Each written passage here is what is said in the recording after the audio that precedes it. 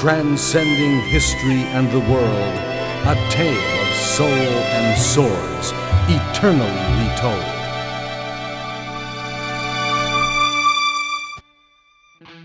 There's a reason why people were so fervently begging for Animal Crossing on the Switch.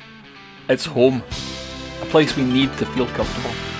A Nintendo console isn't really ours until we can live there and make it our own.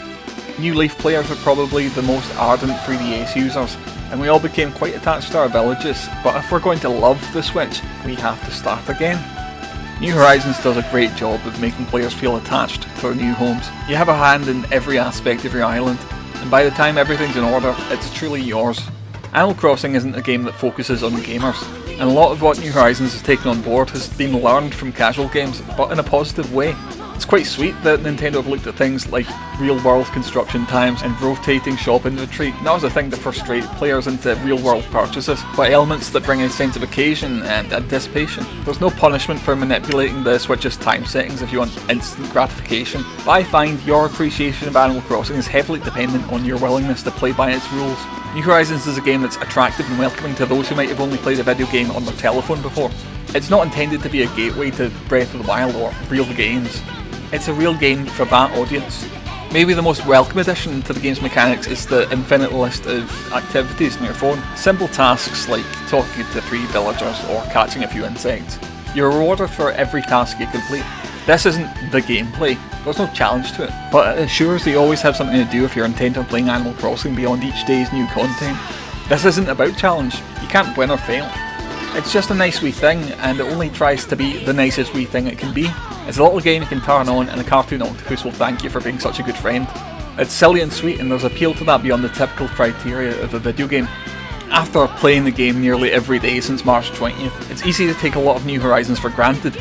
But every now and then, that feeling of familiarity breaks, and I'm stunned by how good it looks, or how much care and wit the dialogue was written with, or even subtle things like the intricacy of the sound design.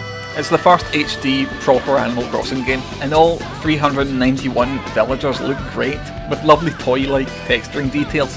The series used to be one of Nintendo's scruffier properties, almost a bit of a joke. Not that it was crap, but it was reflective inside the company that made the Game Boy camera software or hid away Tataka's song and control menus. It was weird and silly, and it gave you a furious telling off if you didn't turn the game off the way it wanted you to. Shifting from N64 character models to a softer, rounder look has definitely broadened the appeal, and I think that's really positive.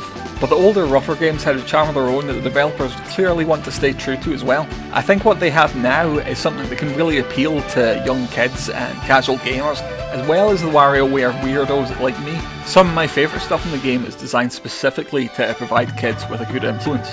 If you go to the fossil gallery in the museum, there's a wee trail linking ancestral creatures to their evolutionary descendants. As you go through the exhibit, the trails split off and lead to more creatures, eventually leading to all the species of the game's villagers in one human-shaped silhouette that you can step in. It's a lovely message about how we all share this connection, but linking it back to their exciting new animal friends invites kids to take more interest in zoology. It's beautiful. I never expected Animal Crossing to become one of the games that make me emotional about Nintendo or video games' influence on the world, but as a committed animal liker, I'm really touched to see it.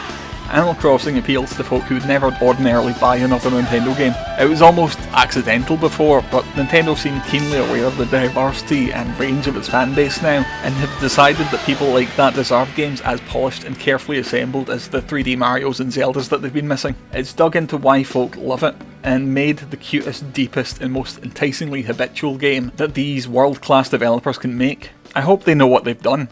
They've turned Animal Crossing into an essential presence on each new Nintendo library. Long may it continue.